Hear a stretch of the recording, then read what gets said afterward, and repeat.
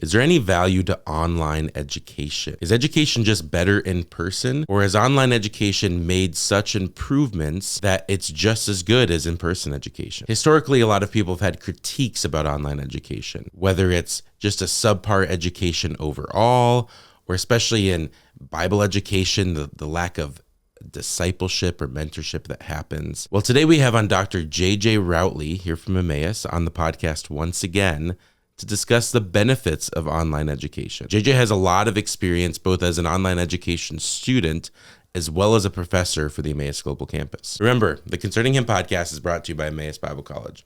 Here at Emmaus, it's our desire to impact the world for Christ in everything we do, whether that's educating and equipping learners in the classroom or through ministries like Concerning Him. If you're interested in listening to more podcasts like this one, browsing through hundreds of articles, or listening to hundreds of Bible-centered sermons, please visit concerninghim.com.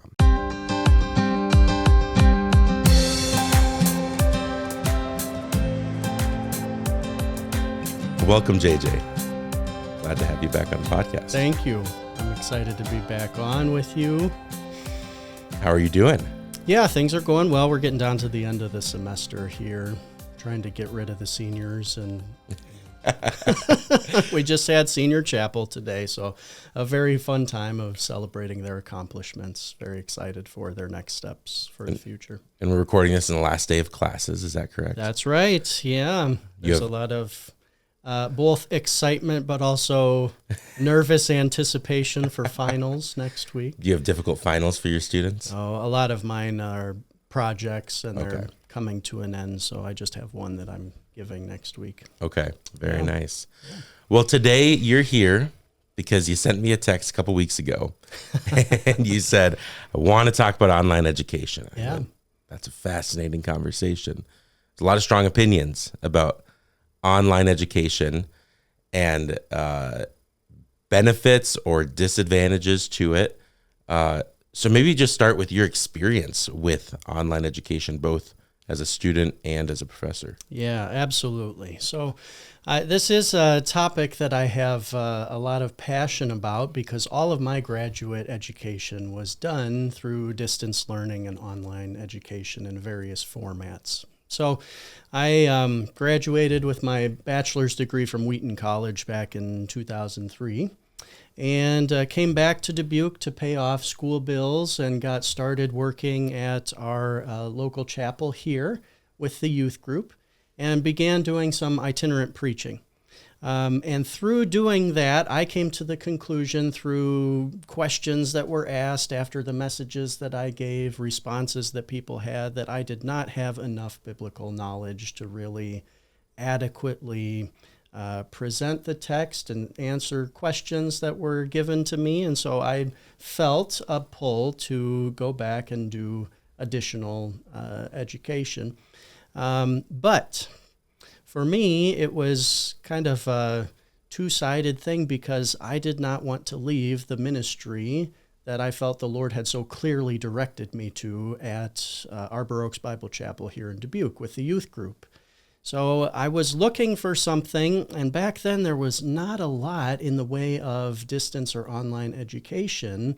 I did not want to leave and relocate and start over somewhere, and talked to a lot of different mentors at that time, expressed my feelings to a lot of people, and it was really very divided. Some people would pretty strongly say, the Lord will honor it if you transplant, make the move somewhere else, and I fully believe that He would have done that, but I felt very tied to the young people that I was working with, and so for that reason, I started looking for opportunities to do education from a distance.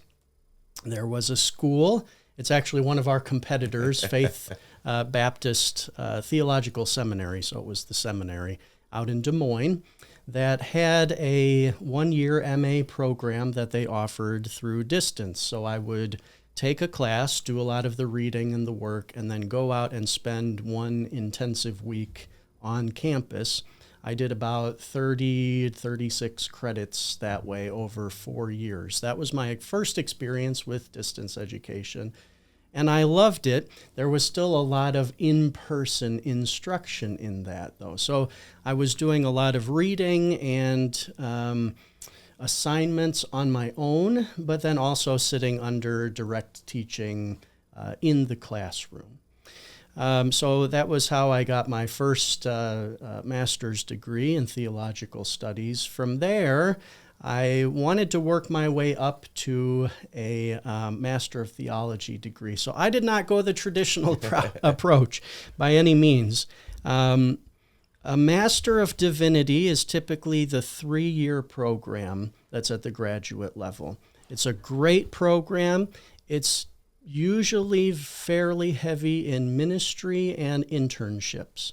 And by that point, in my own experience, I had quite a bit of ministry opportunities, and I felt like what I would rather spend my time and money on was the knowledge and just taking all the Bible and language classes, theology classes that I could. So I sort of bypassed the Master of Divinity degree and went toward a Master of Theology. I had to take a number of classes to kind of build up enough credits to get into a program like that. So I did those credits through online learning through Columbia International University. That was my second experience with online learning. It was still fairly early, so this was a little over a decade ago, fairly early in online education. And so a lot of what it was were doing independent work on your own and then responding to forum posts, interacting with students online that way. I actually took a Greek course that way through Columbia International University. At the same time, I took Dr. Stevenson's course here at Emmaus in Greek on campus, which I highly recommend too for everyone. But I don't know at the time that the way that the language course was set up, if I would have gotten as much out of it just taking it through the online course. Languages in particular have some special challenges when taken from a distance or taken online. I don't think that means it's impossible, but let's be real, they do have certain and special challenges with them. So I did that. I was able to get into then a Master of Theology program through Western Seminary in Portland, Oregon. That was sort of combined. They had some online courses. They had some hybrid courses where I would, again, go out and sit under the teaching of instructors out there. But then after completing that degree, my PhD was all through Columbia International University again, and it was entirely online and distance.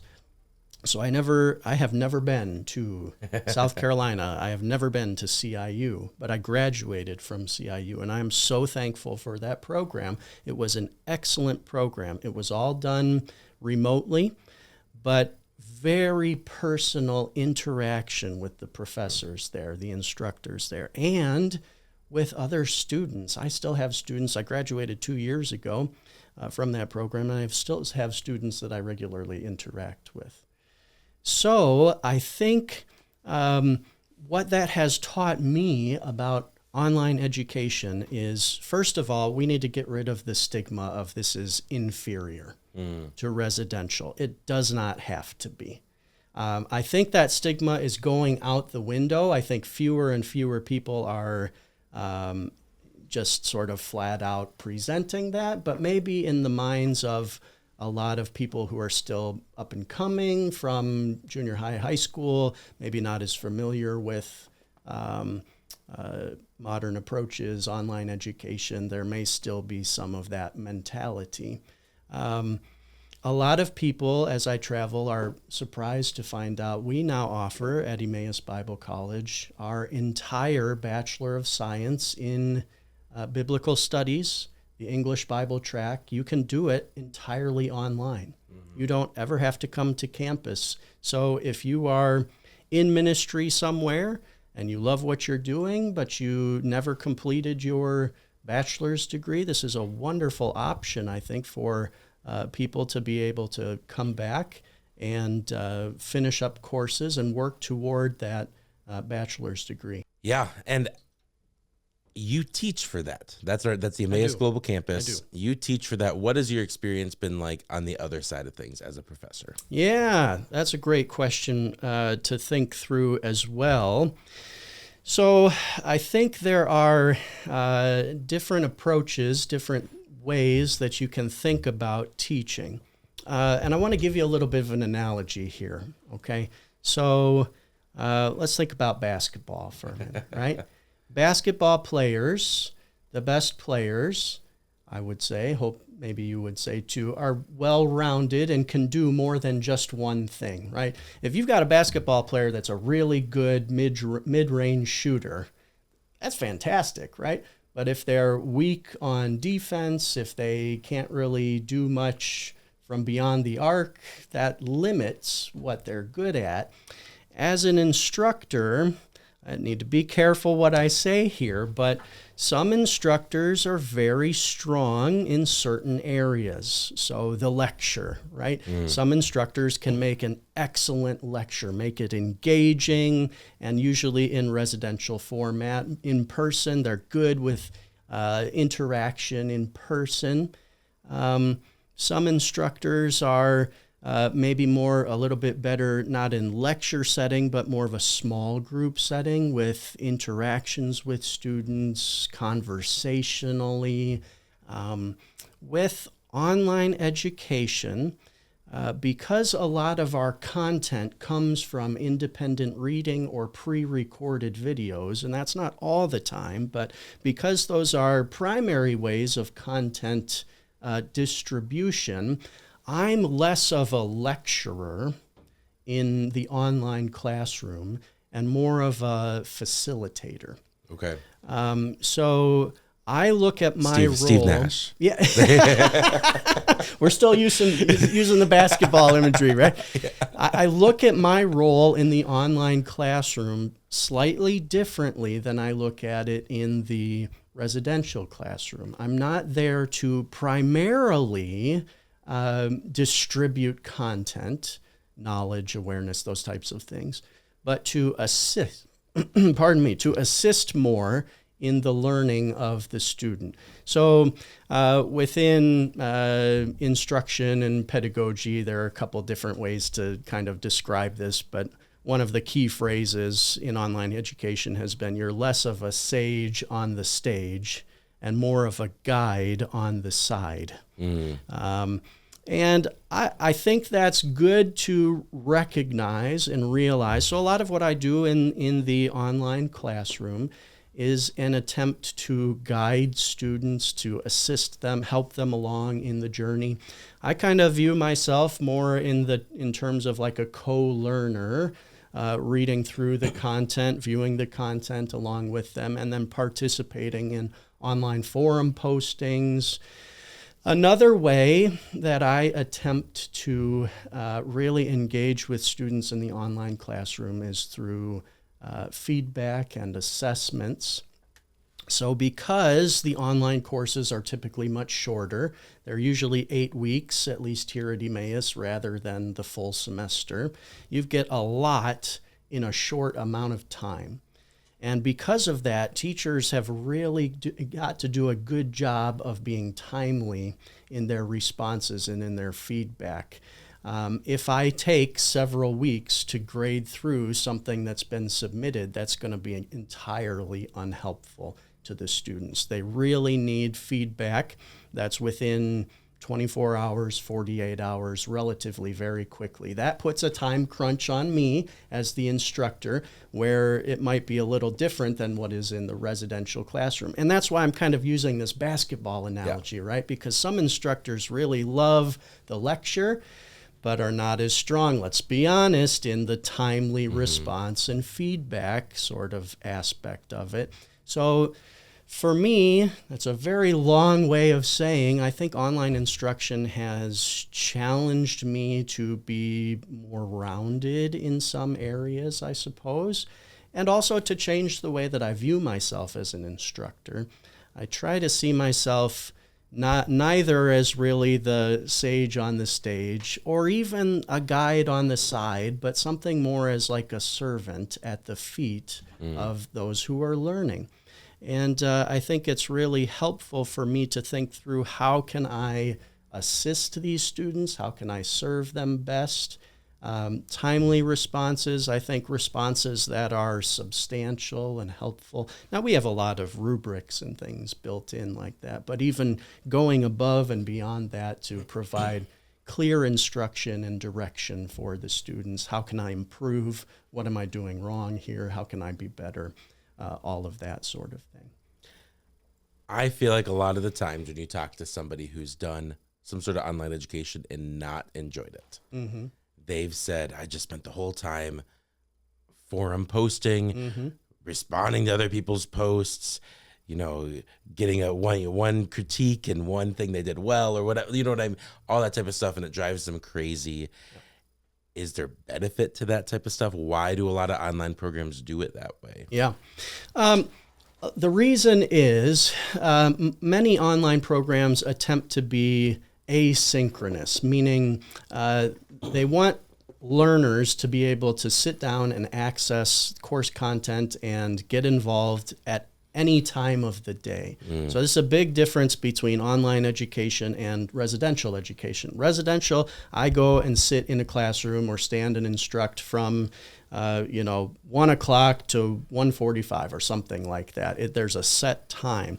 With online learning, at least in the current format that we use, there's no set time that you have to be in the classroom, so to speak. So I can access it any time that works for me. And this is really geared then toward adult learners who may have full-time jobs, part-time jobs, but they have some time maybe in the evenings or weekends that they can devote to reading and participation.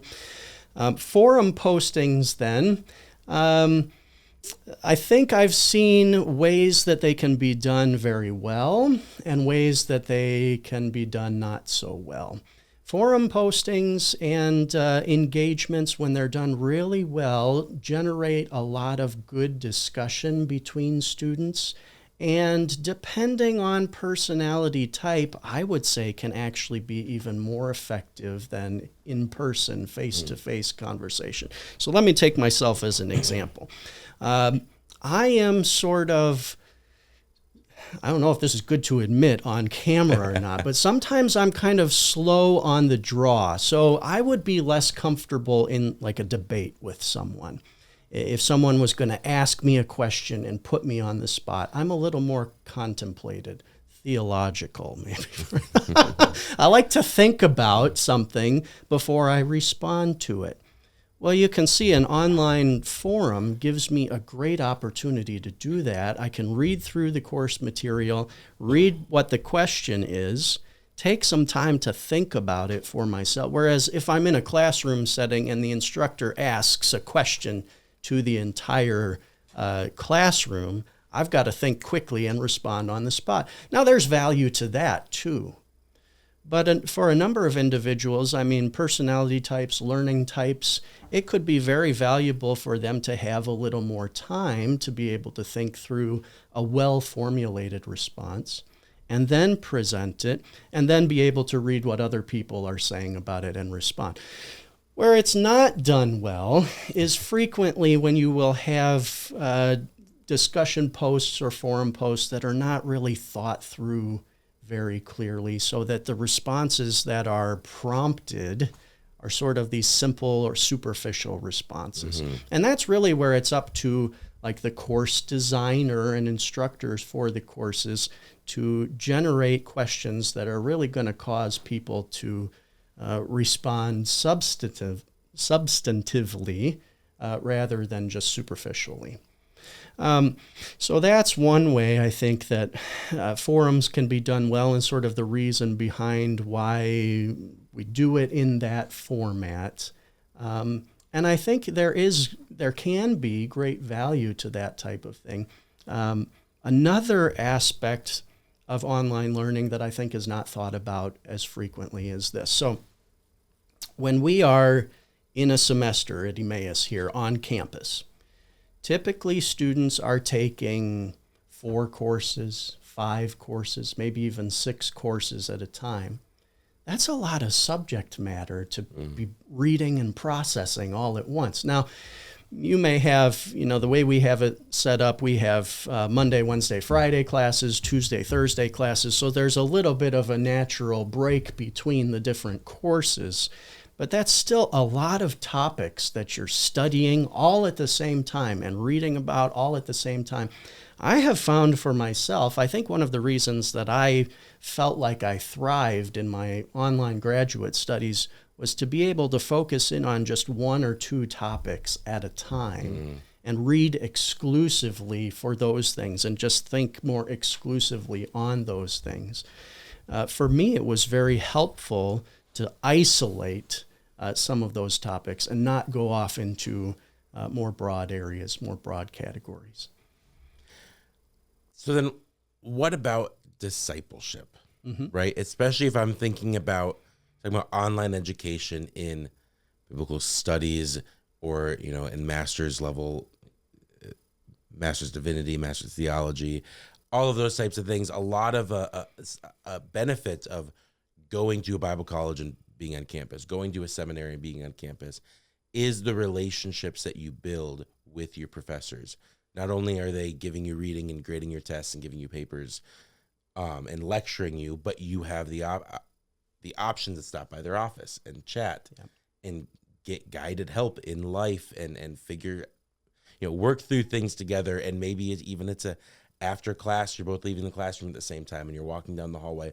All those types of things you lose out on. I think that there's been a pushback within kind of Christian higher education among some people to say, don't do online education because you lose the discipleship aspect of it. And what are your thoughts there?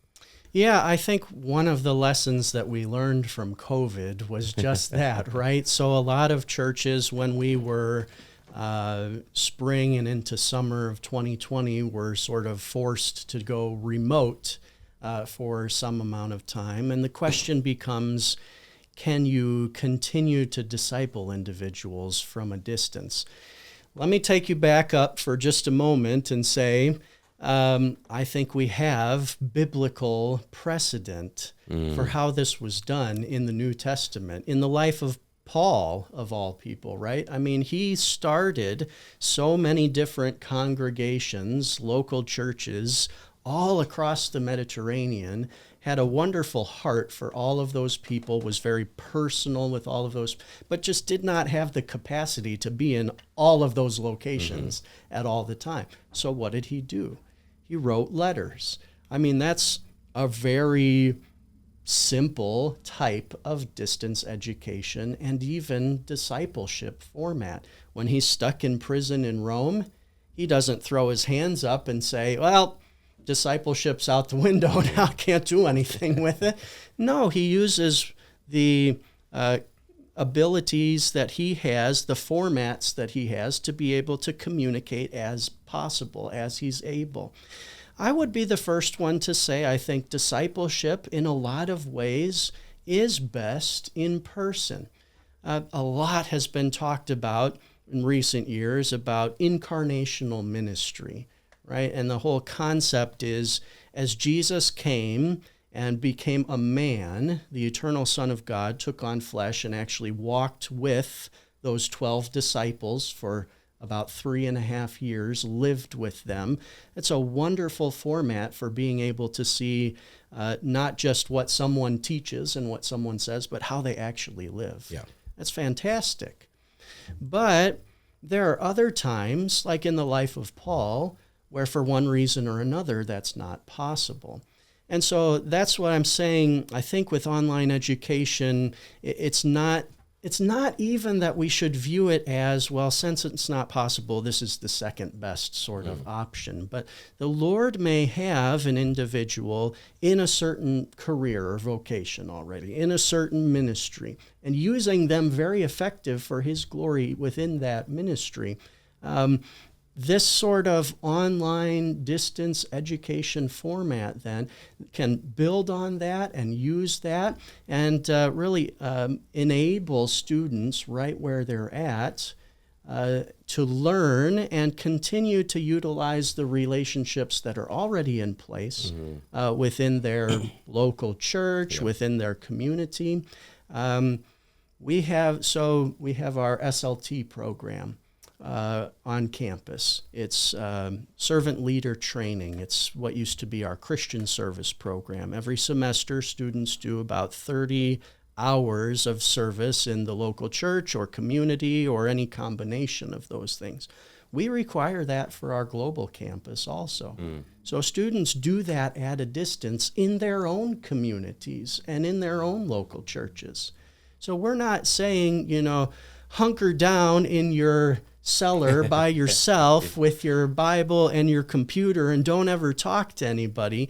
We're saying we understand that sometimes your life circumstance might be such that you are not feasibly able to relocate. Or for one reason or another, you don't feel that the Lord is calling you to relocate.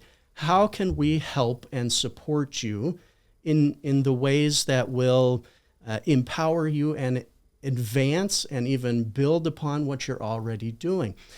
The other thing that I would say about discipleship is a lot of it then falls on the instructors and on the global campus program staff to really think about how can we do this well.